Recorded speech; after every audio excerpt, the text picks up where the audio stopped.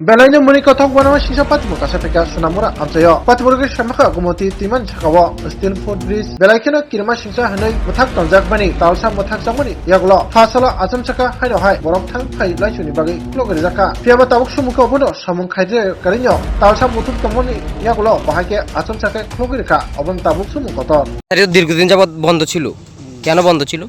রাস্তার হাত বেশি ভালো না, তাই সবাই এখন কাছে বেড়া দিচ্ছে, বেড়া দিয়ে ঠিক করছে না, তো জনসাধারণ খুলে দিচ্ছে, মানে এতদিন বন্ধ ছিল সংস্কারের জন্য, কিন্তু সংস্কার না হয়ে আবার খুলে দিছে। আবার খোলা দিচ্ছে।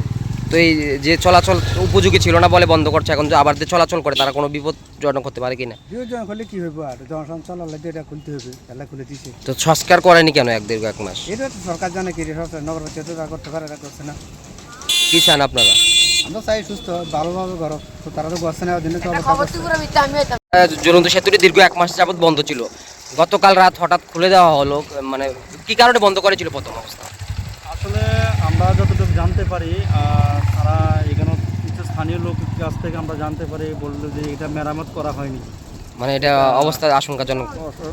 আশঙ্কাজনক ছিল, দীর্ঘ যাবত এটা বন্ধ করা ছিল, যার কারণে আমরা এখান দিয়ে পার না হয়ে আমরা ওইখান দিয়ে সোনামুড়া যে সংহতি সেতু দিয়ে আমরা পারাপার হই। তো দীর্ঘ এক মাস যাবত এটা যখন বন্ধ ছিল, গতকাল রাত এমন কি হলো যেটা আজকে খুলে দেওয়া হলো? এখানে কি কোনো সংস্কার হয়েছে?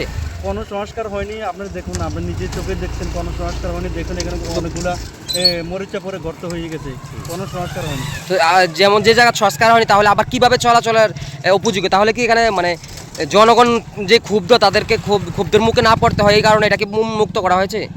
না, আসলে তেমন কিছু দেখতে পাচ্ছি না। এটা তাহলে এখন কি জনগণকে স্বইচ্ছায় মৃত্যুর দিল ঠেলে দেওয়া হলো না?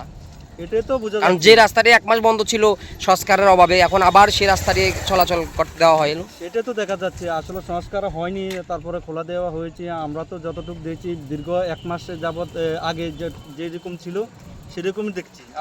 আপনিও দেখতে পাচ্ছেন অনেক বড় বড় গর্ত, অনেক ব্যারিকেড দিয়ে বাদ করা হয়েছিল। আজকে দেখছি ব্যারিকেড খোলা হয়েছে, আমরা তো চলাচল করতেই পারছি, বাট একটু ঝুঁকিপূর্ণ দেখা যাচ্ছে। আমি মনে করি যে ত্রিপুরা সরকারের কাছে আমরা আবেদন, যারা স্থানীয় আছে, আমরা আবেদন অতি দ্রুত যাতে এটা কাজটা সেরে দেওয়া হয়। আসলে ডেভেলপ ব্রিজে এক মাস যাবতে আগে যেরকম ছিল সেরকমই দেখা যাচ্ছে। আমরা মনে করি স্থানীয় পক্ষ থেকে আমরা আবেদন নগর পঞ্চায়েতে বা যারা ত্রিপুরা সরকার আছে তাদের কাছে আমরা আবেদন যাতে অতি দ্রুত এটা মেরামত করা দেওয়া হয়, নাহলে আমরা ঝুঁকিপূর্ণে পড়তে পারি, যে কোনো মুহূর্তে এটা ছিঁড়ে নিচে পড়ে যেতে পারি আমরা।